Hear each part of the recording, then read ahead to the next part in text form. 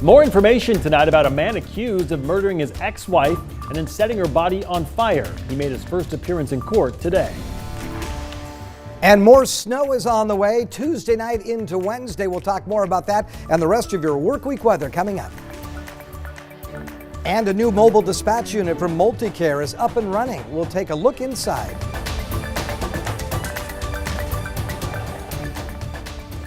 We are tracking some breaking news at this hour. Spokane police have charged the suspect involved in a deadly shooting in Hilliard.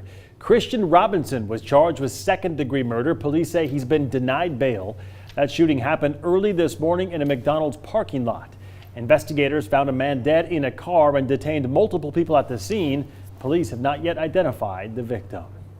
In other news, we are learning more about the man accused of murdering his ex-wife and then setting her body on fire. The woman was found dead in her car Thursday night near Spokane's South Hill. Good evening and thank you for joining us. I'm Mark Hanrahan. And I'm Tom Sherry. Whitney's off tonight. The woman's ex-husband is now charged with first-degree murder and made his first appearance in court today. KREM 2's Amanda Rowley shares the latest on this case from the courthouse. Well, last week, we knew very little about what led up to that victim's death at the car fire. But now Spokane police believe her ex-husband, Yasser Daraji, had something to do with her death. We are learning new information about a woman's death on the South Hill. Police are investigating it as a homicide. Investigators believe someone strangled her before setting her car on fire. Docs say during the autopsy, they found accelerant on the victim and her clothing, indicating arson with a motive to destroy evidence. Police believe her ex-husband, Yasser Daraji, is a suspect. Detectives say the victim's body and car was found about 2 city blocks from where the suspect's best friend lives. They also learned the victim's car was also involved in a previous Spokane sheriff's incident. Docs say on January 9th, the victim confronted her ex-husband and his best friend. She claimed his friend was spreading rumors she was pregnant and not married. During this confrontation, the suspect recorded the conversation, but deputies never questioned why he did this. On Friday, police arrested Daraji at his work. Docs say he told his co-worker he had to leave due to a family emergency. But investigators say he made no mention of a family emergency after they detained him.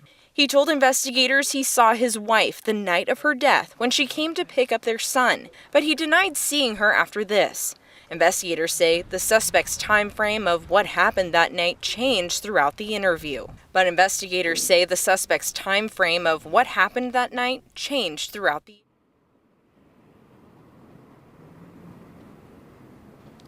In his first appearance this afternoon, the judge kept his bond at $1 million, and the suspect also entered a plea of not guilty today. Now, we also learned from court records that the suspect does have a history of domestic violence. We'll be sharing more on that coming up tonight at 6. Reporting from the Spokane County Courthouse, Amanda Rowley, KREM 2 News. Thank you, Amanda. The downtown Seattle shooting suspects will be in Las Vegas court tomorrow. They were both arrested in Las Vegas on Saturday. Police have been looking for them since the shooting on January 22nd. 1 woman died and 7 other people were injured. Right now, Seattle police are working to extradite them back to Washington. And the deadline has passed for an Idaho mom to prove that to the state that her 2 missing children are alive and healthy. Mark, who will be responsible for these kids if and when they are found? Well, Tom, according to court documents, the children will be placed in the custody of the state and then appointed a guardian. Lori Vallow was ordered to bring her children, 7-year-old JJ Vallow and 17-year-old Tylee Ryan, to the Idaho Department of Health and Welfare in Rexburg by last Thursday. Vallow ignored that order. JJ and Tylee have been missing since September. JJ's grandmother believes Lori Vallow is still in Hawaii, where she was found last week with her new husband, Chad Daybell. Experts say Vallow could be held in contempt of court. A judge could also issue an arrest warrant. Right now, Vallow is not facing any criminal charges. This week, her 23-year-old son, Colby Ryan, issued a statement on YouTube. In a nearly 13-minute video, he asked his mother to produce the children. I want you to show them and step up and just do the right thing. And that's what I've been praying for. And that's all I want right now. That's all I want, is to see the kids and for this situation to have some type of closure. Rexburg police told our Boise sister station the case is moving forward, but records right now are sealed. We will continue to keep you updated on this story, and more information about the case is on our website, KREM.com. Tom? Under new legislation, visitors to Idaho 18 and older who can legally possess firearms will be allowed to carry a concealed handgun within city limits. Idaho residents 18 and older are allowed to carry a concealed handgun within city limits in Idaho without a permit or training, following a new law that went into place last summer. The proposed legislation would extend that right to any legal resident of the United States. All right, Tom, in terms of weather, man, tough to beat today. It was a little chilly, but it was certainly nice to see the sunshine. If you thought it was great to see the sunshine, if you thought that today was chilly, wait till you see the overnight low. We're tracking overnight lows dropping down into the teens. So we'll be talking about that. Let's go over here and take a look at this right now.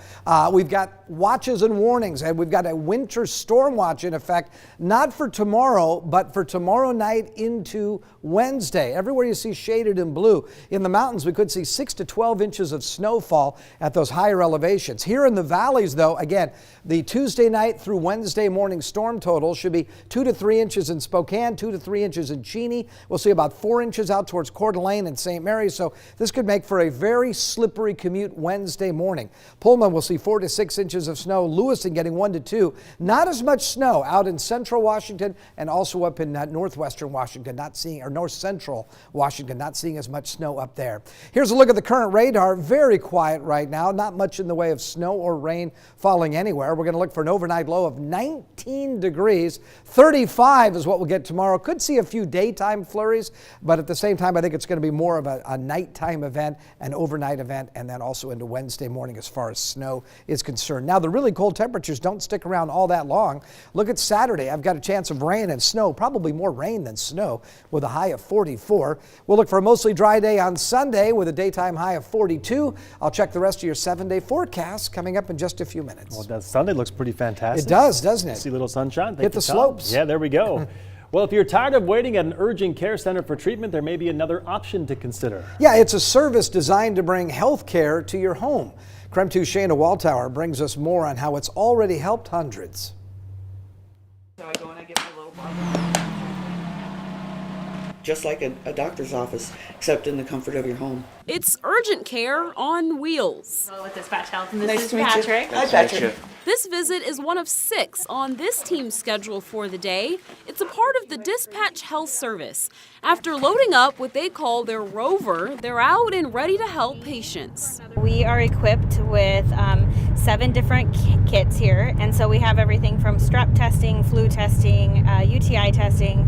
We have IV fluids, IV antibiotics. We have first-round antibiotics. Christina Duncan is the lead practitioner of the Spokane team. The car just kind of stays fully stocked, and we go to people's homes and take care of them. They just opened in August and serve all of Spokane County every day. Just last month, the team served about 280 patients.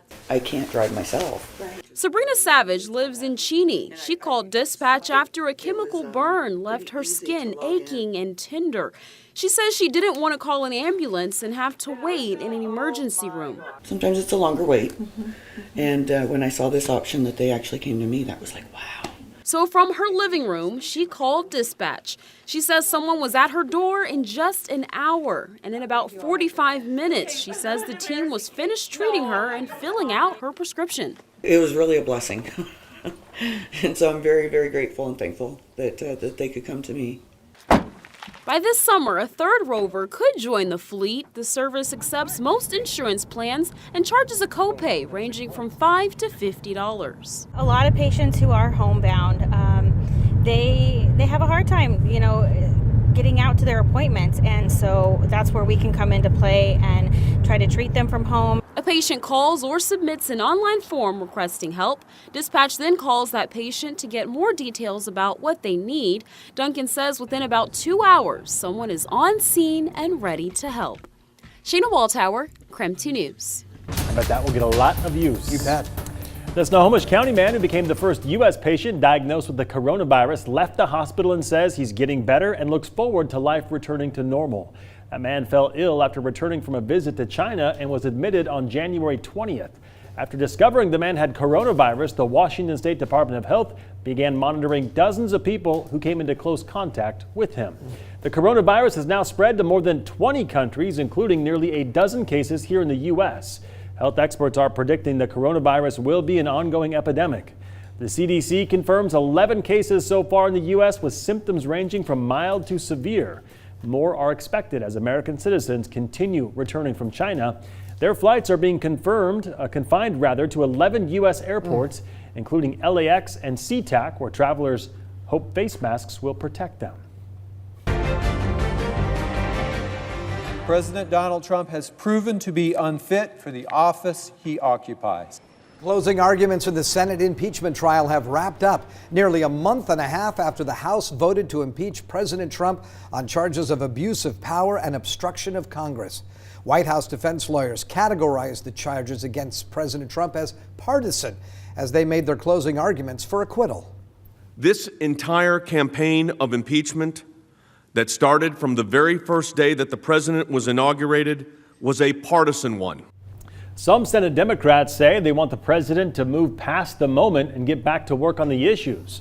President Trump called the proceedings a, quote, total partisan impeachment hoax on Twitter today. Democratic candidates on the ground in Iowa are getting in some last-minute FaceTime before caucus goers begin gathering. According to CBS News, polling former Vice President Joe Biden and Senator Bernie Sanders are tied now as the voters' first choice with 25% each. Pete Buttigieg is close behind, followed by Senators Elizabeth Warren and Amy Klobuchar. A candidate needs the support of at least 15% of the people in the room tonight. If they fall short, their supporters can then back another candidate in what's known as realignment. The projected winner of the caucuses will be the one with the most delegates. So Iowa is always the first state to cast ballots for presidential nominations, but they do things a little differently. So here's how the Iowa caucus works. For one thing, there are no voting booths. Instead, voters show up to caucus sites throughout the state's nearly 1,700 precincts, and they must get there by 7 p.m. or they cannot participate. These caucus sites include churches, school gymnasiums, and libraries, and even living rooms. Democratic caucuses are based on discussion. After introductions and hearing from the candidates, caucus participants will show support for their favorite candidate by dividing into groups. They will also try to convince undecided voters to join their team. Then everyone gets counted. At most locations, caucus organizers will be looking to see if a group has at least 15% support in that room. Those groups are considered viable and can stay. Any group that does not have 15% has to join other teams, convince others to join them, declare themselves undecided, or simply go home. Organizers will count again and assign the group's available delegate slots before calling in the delegate count to headquarters. Iowa Republicans, on the other hand, use a secret paper ballot. They write down or mark the name of their favorite candidate. The ballots are counted, and then they go home. The delegates from the caucus are eventually filtered to national convention delegates. Pretty interesting It stuff. is. Yeah. Sometimes you wonder, you hear it all the time in the news, you wonder, how does it actually work? Yeah, there you go.